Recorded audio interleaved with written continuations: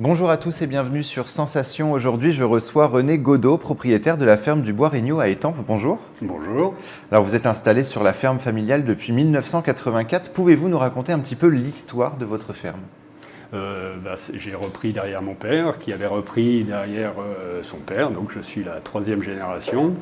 La ferme a démarré dans la famille en 1920, et donc j'ai repris tout naturellement la suite. Et voilà, mon fils travaille maintenant avec moi, donc voilà, ça fera la quatrième génération. C'est quelque chose qui vous tient à cœur finalement dans la famille de continuer à travailler dans la ferme familiale ?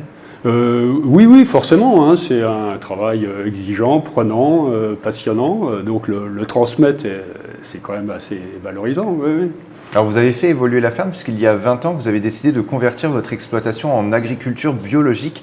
Pourquoi avoir choisi une agriculture biologique ? Le travail que je faisais ne me convenait plus. Je faisais de l'agriculture, ce qu'on appelle conventionnelle, avec des produits chimiques, et ça ne me convenait plus du tout, au niveau de ma santé, au niveau de mon rapport avec la terre et mes idées. Donc il fallait que je change et que j'arrête de traiter mes cultures, ça ne pouvait plus durer. Je voulais revenir maître de mes décisions, et donc la bio est arrivée naturellement pour que je puisse exprimer pleinement ce que j'avais envie de faire avec la terre. Alors justement, certains sont réticents face à la culture biologique sans réellement savoir pourquoi. Alors pour mettre tout le monde d'accord, qu'est-ce qu'une agriculture biologique et quels sont les effets positifs sur la planète ?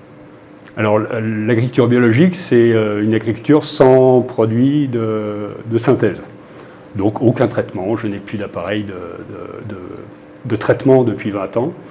Et forcément, ça a un impact sur le sol. Le sol vit beaucoup plus. En fait, en conventionnel, on a tendance à nourrir la plante. Dans la bio, on nourrit le sol qui va ensuite nourrir la plante.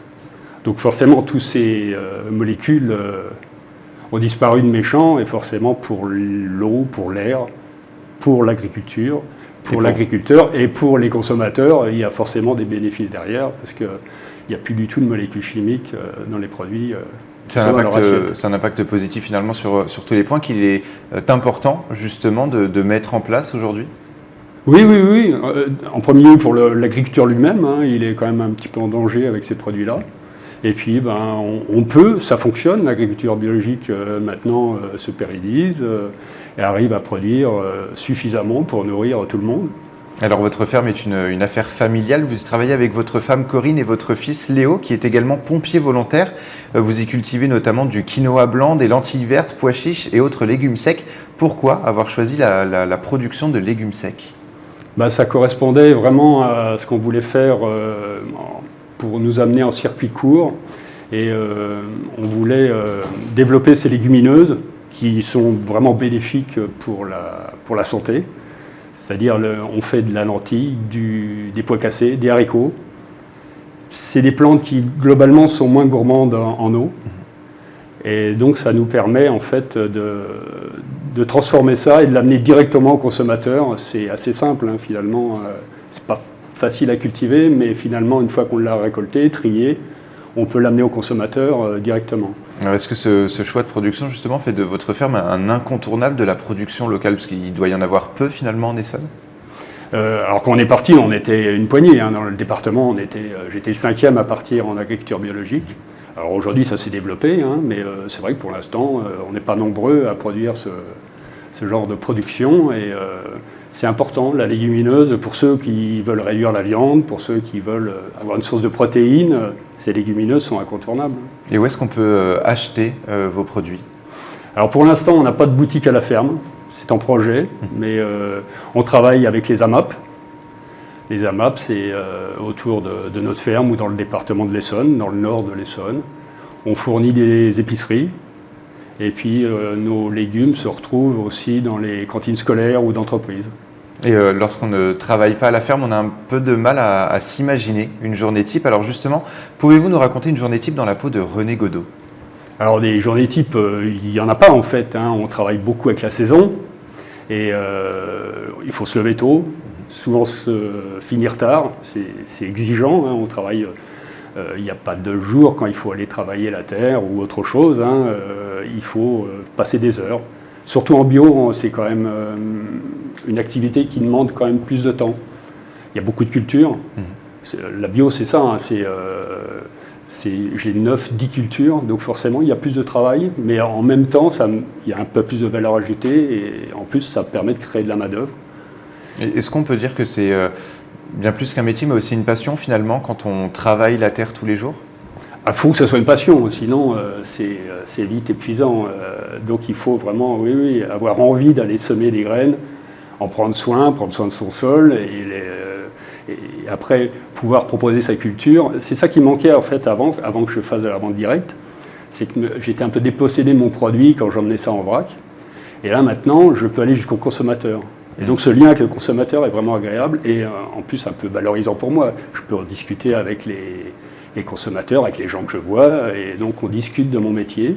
Et eux, ils me parlent aussi. Donc il y a un échange qui est vraiment important et qui me manquait avant. Alors justement, on a beaucoup vu que les circuits courts étaient beaucoup plus populaires finalement depuis le début de la crise sanitaire. On en parle beaucoup plus et on le privilégie beaucoup plus. Pourquoi c'est important de privilégier justement les circuits courts? Ce lien, savoir où on va acheter ses produits, à qui, et en plus, juste à côté de chez soi, c'est important. C'est pas la peine qu'on aille faire venir des produits qui viennent du fin fond de la planète. S'ils sont à notre porte, autant en profiter. Et donc ça permet, oui, c'est très important. Il faut qu'on prenne soin de ça, qu'on soit à l'écoute. Faut vraiment avoir... c'est un acte responsable que d'aller chercher des produits juste à côté de chez soi, faire vivre les gens qui sont là. Donc ça crée du lien, ça crée... c'est très important. Et vous êtes beaucoup amené, vous, personnellement, à justement faire découvrir un petit peu votre métier, justement, aux consommateurs? Par ce lien, oui, par les AMAP. Il y a une grosse discussion avec les AMAP, parce qu'on se voit souvent et ils sont très curieux. On fait des visites sur l'exploitation pour parler de notre métier, leur expliquer comment je cultive. Ça permet aux gens d'aller voir les cultures, d'aller voir les graines, d'aller les grignoter dans le champ. Et ça, pour eux, c'est vraiment appréciable.